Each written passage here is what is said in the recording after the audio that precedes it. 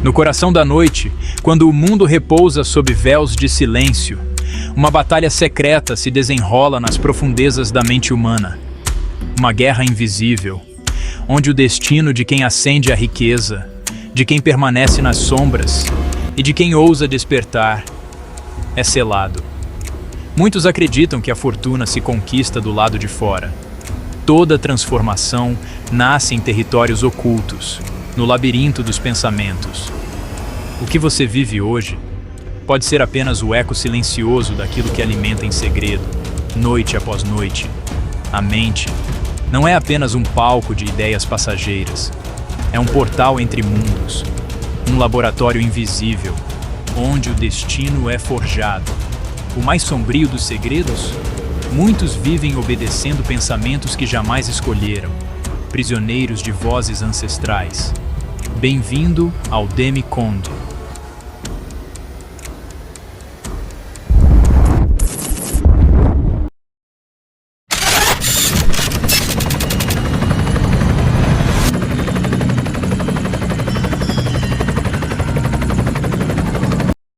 No silêncio da madrugada, existe uma guerra acontecendo dentro da sua mente. Uma guerra invisível que decide quem prospera, quem permanece preso e quem desperta. A maioria das pessoas acredita que a vida muda primeiro do lado de fora, mas a verdade é outra. Toda transformação começa em um território oculto, o pensamento. E talvez tudo o que você vive hoje seja apenas o reflexo silencioso daquilo que você alimenta mentalmente todos os dias. Porque a mente não é apenas um lugar onde pensamentos passam, ela é um portal. Um campo espiritual, um laboratório invisível, o solo onde o destino é cultivado. E o mais assustador é que muitas pessoas passam a vida inteira sem perceber que estão obedecendo pensamentos que nunca escolheram conscientemente. Existe uma pergunta silenciosa que quase ninguém faz. Quem realmente controla aquilo que você pensa todos os dias? Porque a maioria das pessoas acredita que vive tomando decisões conscientes, quando na verdade apenas reage a programações invisíveis construídas ao longo da vida. Ideias repetidas, ambientes repetidos, medos repetidos. E depois de anos, aquilo deixa de parecer influência e começa a parecer identidade. Mas talvez exista algo ainda mais profundo. Talvez a mente humana seja o maior campo de disputa da existência. Não apenas espiritualmente, mas filosoficamente, psicologicamente, socialmente.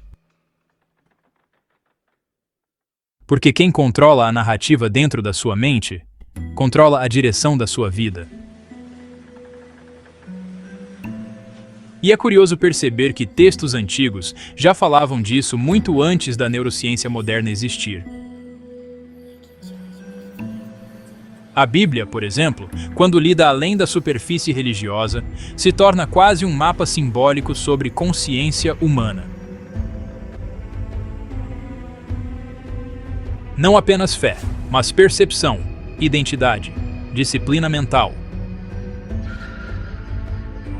Romanos 12:2 talvez seja um dos exemplos mais poderosos disso. Não vos conformeis com este mundo, mas transformai-vos pela renovação da vossa mente. Observe a estrutura dessa frase. Ela não fala primeiro sobre mudar o mundo, fala sobre mudar a forma como a mente interpreta o mundo. Porque toda a realidade humana passa primeiro pela percepção. E percepção cria comportamento. Comportamento cria padrão. E padrões repetidos acabam sendo chamados de destino. A partir daqui, destacarei alguns pontos. Primeiro, A mente como sistema operacional. A maioria das pessoas tenta mudar de vida sem perceber que continua operando com o mesmo sistema mental que produziu o cenário anterior. Querem prosperidade, mas vivem mentalmente conectadas à escassez. Querem clareza, mas consomem excesso de ruído. Querem paz, mas alimentam ansiedade como rotina emocional diária. E talvez seja exatamente isso que o texto bíblico tenta mostrar. A transformação não começa do lado de fora. Ela começa na estrutura invisível que interpreta a realidade. Hoje nós chamaríamos isso de modelo mental. A Bíblia chamava de renovação da mente. Mudam os termos, mas a lógica continua assustadoramente atual. Porque ninguém sustenta uma nova vida com uma consciência antiga. 2. O que você repete, você se torna. Existe uma ideia em Provérbios 23, 7 que parece simples, mas talvez seja uma das frases mais perigosamente profundas já escritas. Porque como imagina em sua alma, assim ele é. Isso não é apenas espiritualidade, é estrutura psicológica. O ser humano inevitavelmente começa a se mover na direção daquilo que acredita profundamente sobre si mesmo. Se alguém passa anos repetindo internamente que não é capaz, o cérebro começa a economizar tentativa. A pessoa para antes mesmo de começar. Mas quando alguém desenvolve convicção interna, algo muda na postura. Na linguagem, na energia, na tolerância ao fracasso.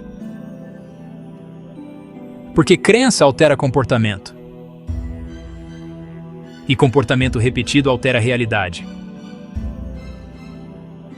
Talvez seja por isso que tantas estruturas de poder ao longo da história sempre disputaram narrativas. Quem controla aquilo que uma sociedade acredita sobre si mesma, controla aquilo que ela acredita ser possível. 3. A economia da atenção. Hoje existe uma guerra invisível acontecendo em escala global. Uma guerra pela sua atenção. Porque a atenção é energia cognitiva. E energia cognitiva direciona comportamento. Por isso, tantas plataformas disputam segundos da sua mente diariamente. Porque quem domina foco influencia percepção. E percepção influencia decisões. É exatamente por isso que o conceito bíblico de meditação aparece tantas vezes. Mas não no sentido moderno superficial. E sim como repetição consciente de ideias capazes de reorganizar a mente. Josué 1:8 diz: medita nele dia e noite. Observe o padrão. Aquilo que você revisita constantemente começa a construir sua estrutura interna. O problema é que muita gente medita sem perceber. Mas medita em medo. Em comparação. Em fracasso. Em ansiedade futura. E depois se pergunta por que vive emocionalmente cansada. 4. O medo como mecanismo de controle. Existe uma passagem extremamente interessante em 2 Timóteo 1:7. Porque Deus não nos deu espírito de medo.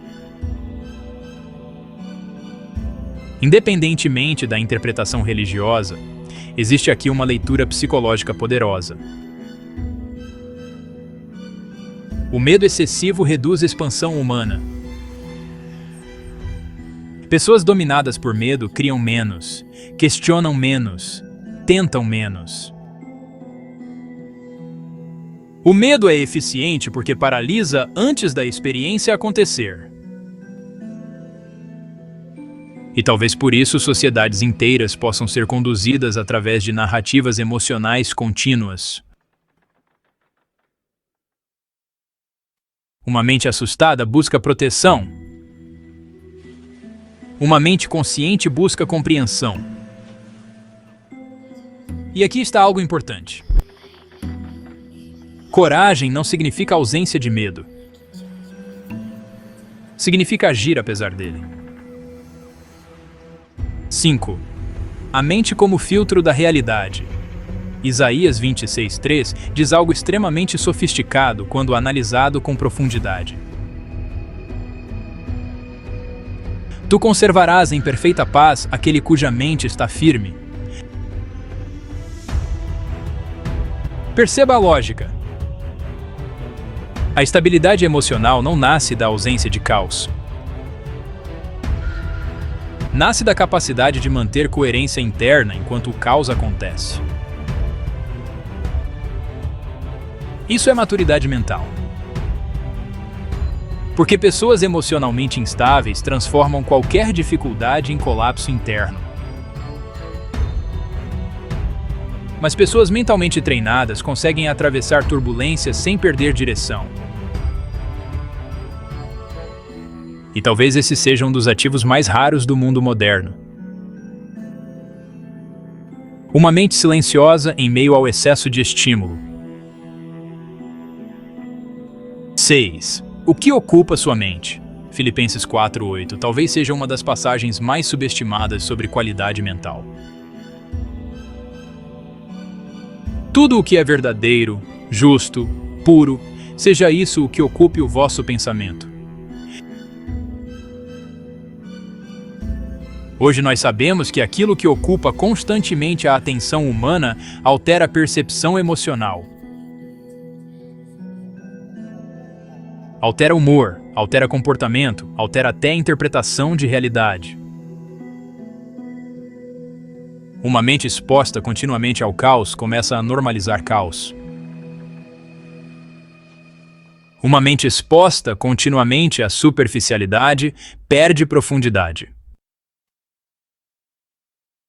Talvez por isso tanta gente esteja emocionalmente esgotada sem entender exatamente o motivo. Porque a mente virou num território sem filtro.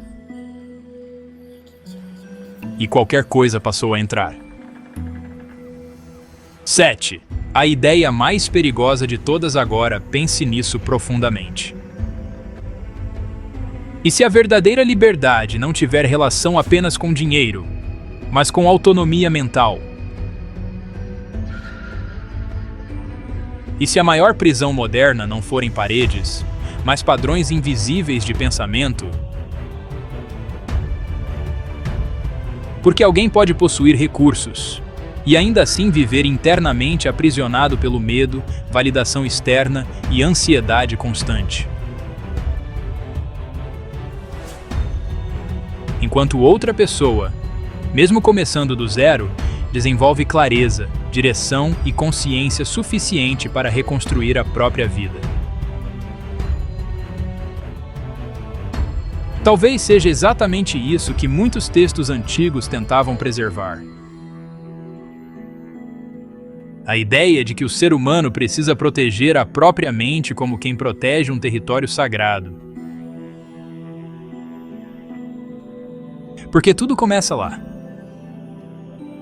Toda destruição, toda construção, toda transformação. Então talvez a pergunta mais importante não seja: como mudar minha vida? Talvez a pergunta correta seja: o que tem ocupado minha mente diariamente? Porque pensamentos repetidos viram crenças. Crenças viram decisões.